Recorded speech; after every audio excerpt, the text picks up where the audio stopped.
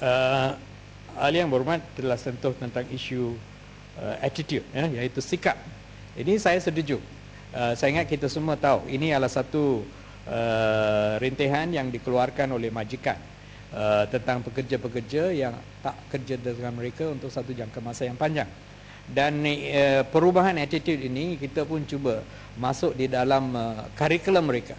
Semasa mereka diberi latihan kemahiran, mereka pun diberi latihan supaya sikap mereka lebih positif tentang kerja dan nilai-nilai dan etika kerja yang mesti mereka mempunyai supaya mereka boleh kerja untuk satu jangka masa yang panjang.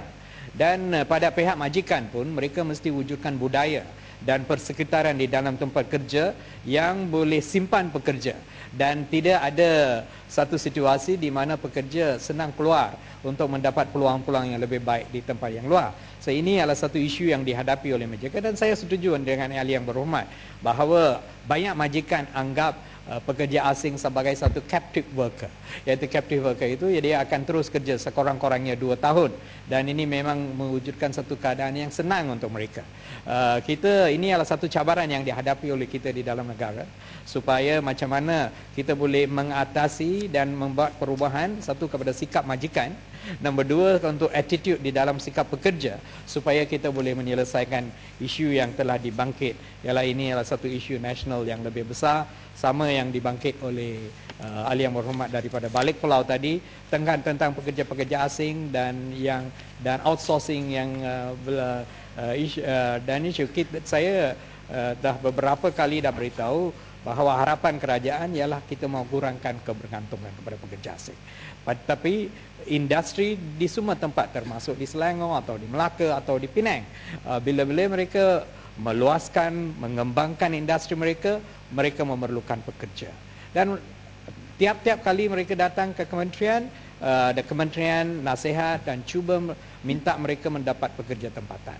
Dan akhirnya jawapan ialah kita sudah cuba seberapa yang boleh, tetapi kita tidak berjaya. Oleh itu kementerian mesti memberi kelulusan. Ini ialah isu yang dihadapi oleh kerajaan dan saya berharap kita boleh sampaikan satu hari melalui proses mentransformasikan negara kita, ekonomi di negara kita dan industri di negara kita dengan kesadaran bahawa Malaysia tidak boleh terus di dalam keadaan sebagai satu negara yang mempunyai industri yang diasaskan kepada skill yang rendah dan bilangan pekerja low skill yang berbilang banyak. Dan Masih Dato' Mengerusi. Mengenai ini pekerja asing, saya rasa Dato' Presiden yang sangat dangerous di mana kita membenarkan orang asing untuk melanjutkan kemahiran mereka di institusi kita. Saya perlu satu kajian dibuat dan mengelak perkara ini berlaku dan memberi keutamaan kepada mereka. Walaupun itu bukan keutamaan kementerian, tetapi saya rasa semua majikan akan menggalakkan ini berjadi. Kerana pada asasnya kita perlu memberi galakan kepada pekerja asing hanya datang untuk 3Ds, bukan untuk perkara yang lain. Itu nombor 1. Nombor 2, dan kita sendiri kita perlu tanya kenapa di Japan, di Australia dan New Zealand perkara ini tak jadi. How can it happen here out of the blue? Dan kalau ini tidak ada satu tindakan yang serius diambil, ia akan menjadi seolah-olah ia menjadi satu dumping ground of foreigners to be trained here. Dan apakah rasional, apakah tindakan yang boleh diambil untuk mengatasi masalah ini? Terima kasih ahli yang berhormat. Bersekali dengan jawab soalan sama. Tapi lain sikit tune, Datuk Dr. Mengerusi. Menteri, seperti mana yang saya dimaklumkan, beberapa syarikat dia publikkan untuk mencari pekerja. Tetapi bila kita masuk untuk apply kerja, memohon pekerjaan itu, sebenarnya dia tidak ambil. Dia menipu. Jadi dia pergi kepada kementerian, dia kata dia dah usaha tapi tak dapat.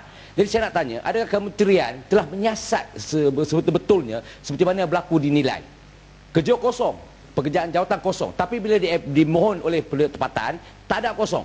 Tetapi dalam masa yang sama, dia pergi kementerian, dia mohon untuk pekerja asing. Jadi apakah tindakan kementerian apabila mengetahui syarikat-syarikat ini berbohong ataupun bermain retorik, kemudian mengambil peluang di atas adanya pekerja bertepatan? Terima kasih. Tentang isu yang dibangkit oleh ahli yang berhormat daripada Ipoh Barat, saya setuju dengan pandangan yang dibuat dan saya dah jelaskan beberapa daripada tindakan yang telah sedang diambil oleh kerajaan, dan kita semua berharap bahawa ekonomi kita akan beralih kepada satu situasi kita boleh bebas daripada pekerja asing. Tentang isu yang dibangkit oleh ahli yang berhormat Kuala Langat, saya minta kerjasama daripada ahli yang berhormat daripada Kuala Langat untuk memberi kita maklumat bila-bila masa tentang mana-mana majikan yang telah menafikan peluang pekerjaan untuk tempat orang pekerja tempatan manakala ini diberi kepada pekerja asing. Kementerian mengambil pandangan yang serius kepada perkara ini.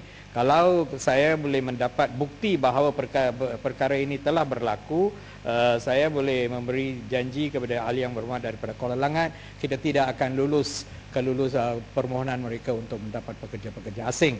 Dan lagi satu isu yang telah dibangkit ialah tentang NTS Armon Belay.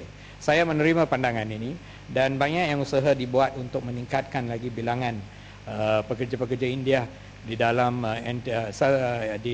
institut ini, dan saya memasyurkan ahli yang berhormat bahawa nama institut ini masih Institut NTS Armon Belay. Kalau tidak ada di dalam web page, saya akan mengemaskan perkara ini untuk memastikan apa yang telah disetujui pada 1997 bahawa ini institut dibina ke atas tanah yang telah dikurniakan oleh mendiang NTS Armon Belay pada masa itu untuk South Indian Labour Board, dan lepas itu telah diambil alih untuk membinakan institut ini. Dan tapi itulah institut yang mempunyai peratusan pelatih-pelatih India yang paling banyak sekali daripada institut-institut yang lain. Walau itu peratusan dan bilangan itu saya boleh beri secara bertulis kepada ahli yang berhormat. Pada tahun yang lalu, selain daripada itu, kita telah mengambil langkah-langkah yang banyak untuk meningkatkan lagi bilangan pelatih-pelatih masyarakat India untuk dimasuk ke dalam institusi-institusi latihan. Bukan saja di ILP di Bongtabal, tetapi di institusi lain, dan lebih daripada 1,500 yang telah diberi peluang-peluang latihan di merata-merata institut di seluruh negara. So saya sedar dan kementerian sedar bahawa langkah-langkah diambil untuk memberi peluang-peluang kepada semua masyarakat di dalam menyediakan peluang-peluang latihan ini. Terima kasih Dr. Fungsi. Saya berterima kasih kepada Menteri, dan kerana lagi ingat bahawa janji yang dibuat oleh kerajaan, tetapi ia belum dikotakan lagi, walaupun dalam proses it's already taken lebih kurang 15 tahun, dan saya difahamkan setakat ini belum lagi sampai 50%, dan yang lebih teruk adalah pensyarah-pensyarah dan administrative staff. Itu yang sangat mengkhawatirkan saya, kerana aku janji ini takkan takes 15 years to honor. Dan ini yang satu yang perlu. Dulu kita tidak ada Menteri India, kita sekarang ada. We must be proud.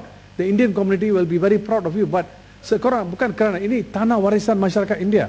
Luar biasa, Dr. Menteri. Bukan macam lain-lain institut. This is special. Okey, terima kasih. Dan saya harap tindakan itu, diambil dan ambil maklum apa yang dibangkit oleh yang boleh memberi jawapan mengenai. Saya nak khusus dengan ini perkara, kerana saya ada statistik juga. Saya nak statistik berkaitan dengan anak-anak kita yang belajar di sana. Dan tindakan inisiatif yang akan diambil. Dan akhir sekali, on the same subject, dalam summer itu the South India, ya, bila latihan pusat latihan ini, ya, saya difahamkan bahawa dia di under enrollment. Bolehkah yang berhormat Menteri memberitahu Dewan ini kapasitinya ada berapa dan muridnya ada berapa, selain daripada pelajar-pelajar atau pelatih-pelatih. Okey, terima kasih yang berhormat. Bukan saja institut itu, ada institusi kita yang lain pun ada bukan mencapai kapasiti yang penuh, kerana bilangan murid yang boleh dilatih bergantung kepada bajet yang telah disediakan oleh kementerian, yang diberi kepada kementerian. So bila saya cakap pada masa sekarang ada 18,000, ini ialah asas kepada bajet yang telah disediakan oleh kepada kementerian. untuk mengadakan kursus-kursus di dalam institusi ini. Kalau kita mendapat bajet yang lebih tinggi, memang kita boleh memberi peluang-peluang latihan kepada bilangan yang lebih, bukan saja di Institut Alpini Bong Tebal tetapi di institusi yang lain di mana ada peluang-peluang untuk menambahkan, tetapi kerana bajet ini adalah bajet yang seperti bukan semua yang dimohon kita mendapat kelulusan. So oleh itu asas kepada bajet yang diberi kepada kementerian, bilangan murid diagihkan kepada semua kementerian, semua institut-institut yang tersedia. Dan sebagai penghabisan, cukup. Sebagai penghabisan, saya rasa kaum India ini dia ada kadar kemiskinan adalah lebih tinggi, relatively higher. Dan saya lihat bahawa ada banyak kemiskinan, keluarga-keluarga yang miskin di dalam kawasan saya lah, itu yang ahli saya yang tahu. berhormat. Jadi yang saya tahu, saya lebih sedar dan lebih tahu tentang isu Tapi, masyarakat India daripada ahli yang betul, berhormat. Dan itulah. banyak yang langkah-langkah yang telah diambil, dan saya tadi dia jawab bahawa kita ada mengadakan satu kempen khusus My Skill yang bukan saja daripada Kementerian Sumber Manusia, telah mengambil semua agensi-agensi yang lain, iaitu IKBN, College Community dan institusi latihan yang semua telah digabung peluang-peluang yang tersedia ada untuk menyediakan peluang-peluang untuk masyarakat India, dan banyak kempen yang dibuat di seluruh Tapi tak mengatasi masalah tersebut, Yang Berhormat Menteri. It doesn't improve. Kami Kenapa ini yang kami langkah-langkah untuk menghadapi apa yang diberitahu oleh ahli yang berhormat untuk menambahkan lagi peluang-peluang latihan di dalam institusi kerajaan untuk masyarakat India. Dan itu yang saya beritahu. Dan usaha macam ini akan diteruskan. Kerana kita pun sedar seperti ahli yang berhormat bahwa ini yang isu, dan ini adalah langkah-langkah secara positif yang diambil untuk menyelesaikan isu. Ya, Kota Melaka. Jadi kami di sini hanya harap wang peruntukan ini tidak menjadikan satu masalah untuk Yang Berhormat, supaya kita boleh melatihkan lebih ramai lagi. Terima kasih. Terima kasih. Yang Berhormat Menteri, tadi saya ada bangkit tentang kerjasama atau usaha-sama dari institut latihan atau kementerian ini dengan pihak swasta, terutama persatuan, seperti in-house training antara pelatih ini ke kilang. Bagaimana dengan rancangan atau ini selaras program dengan latihan yang dibuat oleh semua institut, mempunyai internship program dan apprenticeship program di dalam kursus-kursus mereka, supaya selain daripada theoretical training yang mereka mendapat di dalam institut, mereka teruskan latihan di dalam tempat kerja itu, supaya mereka didedahkan kepada the realities of the working place, dan melalui itu mereka mendapat practical experience, dan ini akan meningkatkan pengalaman mereka. Dan akhirnya soalan tentang pengarang ini, iaitu isu-isu kemelangan yang berlaku ini, luar daripada butiran ini, jawapan akan diberi secara bertulis kepada ahli yang berhormat. Terima kasih.